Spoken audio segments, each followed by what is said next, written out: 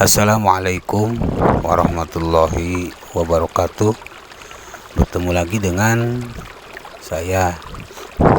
Hari ini kita akan membahas tentang hakikat penciptaan manusia, materi Al-Quran Hadis kelas 11. Manusia adalah makhluk Allah Subhanahu wa Ta'ala yang paling sempurna, baik dilihat dari bentuk fisiknya ataupun potensinya. Tidak ada yang bisa menandingi manusia. Oleh karenanya, manusia berpotensi menjadi makhluk Allah Subhanahu wa Ta'ala yang paling mulia di dalam atau di alam semesta ini. Bukan semata dilihat dari aspek penampilannya, namun juga dari hakikat penciptaannya.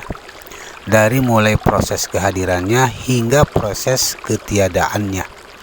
Ditinjau dari segi proses penciptaan, manusia telah melalui serangkaian proses yang sangat unik dan menakjubkan, jauh melebihi makhluk Allah Subhanahu wa Ta'ala yang lainnya. Hal ini sekaligus menunjukkan bahwa Allah Subhanahu wa Ta'ala adalah zat yang maha besar dan maha kuasa. Allah Subhanahu wa Ta'ala adalah zat maha pencipta. Tidak ada yang dapat menandingi hasil penciptaannya. Sebagai makhluk yang paling sempurna, manusia berkedudukan jauh lebih tinggi dibandingkan makhluk Allah Subhanahu wa Ta'ala lainnya. Manusia mengemban misi agung sebagaimana yang dikehendaki oleh Allah Subhanahu wa Ta'ala, yaitu menjadi khalifatullah fil ard, wakil Allah Subhanahu wa Ta'ala di muka bumi. Untuk memahaminya lebih mendalam, mari kita cermati beberapa ayat Al-Quran yang menjelaskan proses penciptaan manusia, proses manusia setelah dilahirkan, dan tugas serta tujuan manusia diciptakan. Quran surat Al-Mu'minun surat ke-23 ayat 12-14. A'udzubillahi minasyaitonir rajim. Bismillahirrahmanirrahim.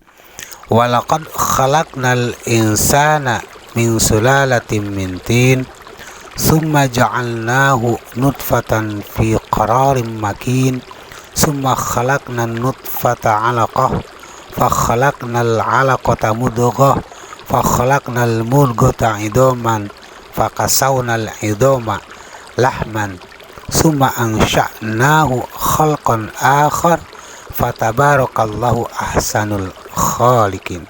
Dan sungguh kami telah menciptakan manusia dari saripati yang berasal dari tanah.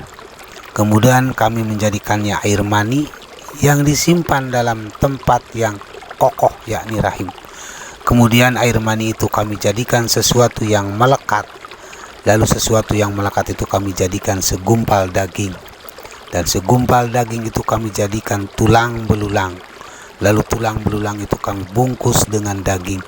Kemudian kami menjadikannya makhluk yang berbentuk lain. Maha suci Allah, pencipta yang paling baik. Quran surat Al-Mu'minin ini menerangkan tentang proses penciptaan manusia yang sangat unik. Proses penciptaan manusia diuraikan mulai unsur pertamanya, proses pertumbuhannya di dalam rahim, kemudian menjadi makhluk yang sempurna dan siap lahir menjadi seorang anak manusia. Sebuah rangkaian proses yang sekaligus menunjukkan keharusan adanya kerjasama yang baik antara kedua orang tua. Pada ayat 12 dijelaskan bahwa manusia diciptakan dari saripati yang berasal dari tanah.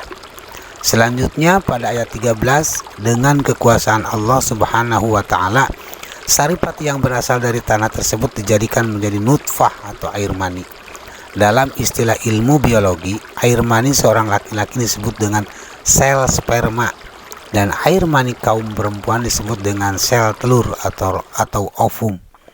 Dan ketika bertemu dalam proses pembuahan, keduanya berada dan tersimpan dalam tempat yang kokoh, yakni rahim seorang perempuan.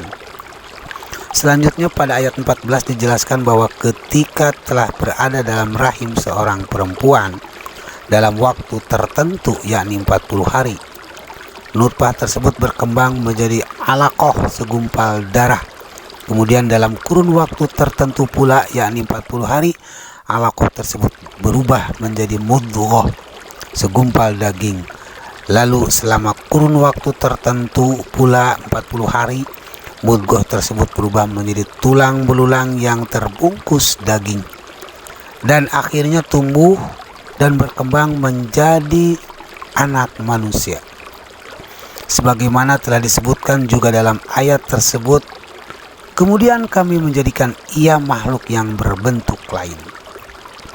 Terkait dengan hal ini, riset para ahli embriologi menyebutkan bahwa selain mengandung spermatozoa, air mani juga tersusun dari berbagai campuran yang mempunyai fungsi masing-masing.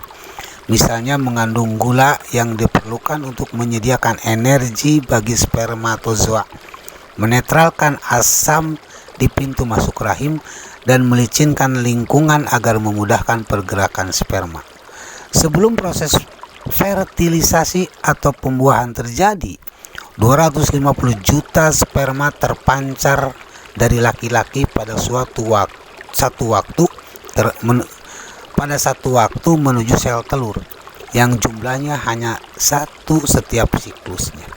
Sperma tersebut melakukan perjalanan yang sulit menuju sel telur karena saluran reproduksi manusia yang berbelok-belok, kadar keasaman yang tidak sesuai dengan sperma, adanya gerakan menyapu dari saluran reproduksi wanita, dan juga gaya gravitasi yang berlawanan. Hanya 1000 dari 250 juta sperma yang berhasil mencapai sel telur. Sel telur hanya akan membolehkan masuk satu sperma saja. Setelah masuk dan terjadi fertilisasi pun, belum tentu zigot ini akan menempel di tempat yang tepat di rahim perempuan. Ketika sperma laki-laki bergabung dengan sel telur wanita, terbentuk sebuah sel tunggal. Sel tunggal tersebut akan berkembang biak dengan membelah diri hingga akhirnya menjadi segumpal daging. Hal ini hanya dapat dilihat dengan bantuan mikroskop, dan prosesnya tidak simpel dan mudah. Prosesnya kompleks dan kritis di setiap proses pembelahannya. Jika terjadi kesalahan kecil sedikit saja, maka tahap-tahap tertentu fetus bisa mengalami kecacatan. Namun zigot tersebut tidak melewatkan tahap pertumbuhannya begitu saja. Ia melekat kuat pada dinding rahim ibu atau disebut plasenta, seperti akar yang kokoh menancap di bumi. Melalui hubungan semacam ini, zigot mampu mendapatkan zat-zat penting dari tubuh sang ibu bagi pertumbuhannya. Sisi penting lain tentang informasi yang disebutkan dalam ayat-ayat Al-Quran surat Al-Mu'minun di atas adalah tahap-tahap pembentukan manusia dalam rahim ibu. Disebutkan dalam ayat tersebut bahwa dalam rahim ibu, air mani itu menjadi segumpal darah. Lalu segumpal darah itu menjadi segumpal daging, dan segumpal daging itu menjadi tulang belulang. Lalu tulang belulang itu dibungkus dengan daging, kemudian menjadi makhluk yang berbentuk lain. Dan hebatnya adalah ketika Al-Quran diturunkan kepada Nabi Muhammad SAW, pemahaman para ahli terhadap proses kejadian manusia belum sampai pada penggambaran yang sangat detail seperti yang digambarkan pada ayat-ayat di atas. Justru informasi yang dibawa Al-Quran yang dengan tepatnya mampu memberikan gambaran sedemikian detail dan gamblang. Di era perkembangan ilmu pengetahuan dan teknologi manusia yang digambarkan oleh Al-Quran, yang kemudian dijelaskan lebih detail oleh Nabi Muhammad SAW, semuanya terbukti benar. Ini menunjukkan bahwa Al-Quran adalah wahyu Allah Subhanahu wa Ta'ala, dan isi kandungannya adalah kebenaran hakiki dan bersifat mutlak atau absolut. Sebagai penguatan terhadap penjelasan tersebut, Rasulullah SAW menjelaskan dalam sebuah hadis yang artinya telah disampaikan kepada kami oleh Abu Bakar bin Abi Saibah dari Abu Muawiyah dan Waqi dari Muhammad bin Abdullah dari Numair Al-Hamdani dari ayahnya, juga dari Abu Muawiyah dan Waqi dari A'mas dari Zaid bin Wahab dari Abdullah bin Mas'ud radhiyallahu an, bahwasanya ia berkata, Rasulullah SAW yang dialah orang yang jujur dan terpercaya pernah berkata kepada kami, sesungguhnya setiap kalian dikumpulkan penciptaannya dalam rahim ibunya selama 40 hari berupa nutfah atau sperma, kemudian menjadi alaqah segumpal darah selama waktu itu juga, kemudian menjadi mudghah segumpal daging selama waktu itu pula, Kemudian Allah mengutus malaikat untuk meniupkan ruh kepadanya dan mencatat 4 perkara yang telah ditentukan, yaitu rezekinya, ajal, amal perbuatan, dan sengsara atau bahagianya. Maka demi Allah yang tiada Tuhan selainnya, sesungguhnya ada seseorang di antara kalian beramal dengan amalan penghuni surga, sehingga tidak ada jarak antara dirinya dengan surga kecuali sehasta saja. Namun ketetapan Allah mendahuluinya, sehingga ia beramal dengan amalan ahli neraka, maka ia pun masuk neraka. Dan sesungguhnya ada seseorang di antara kalian beramal dengan amalan penghuni neraka, sehingga tidak ada jarak antara dirinya dengan neraka kecuali sehasta saja. Namun ketetapan Allah mendahuluinya, sehingga ia beramal dengan amalan ahli surga, maka ia pun masuk surga. Hadis riwayat Bukhari. Demikianlah pembahasan. Terima kasih. Assalamualaikum warahmatullahi wabarakatuh.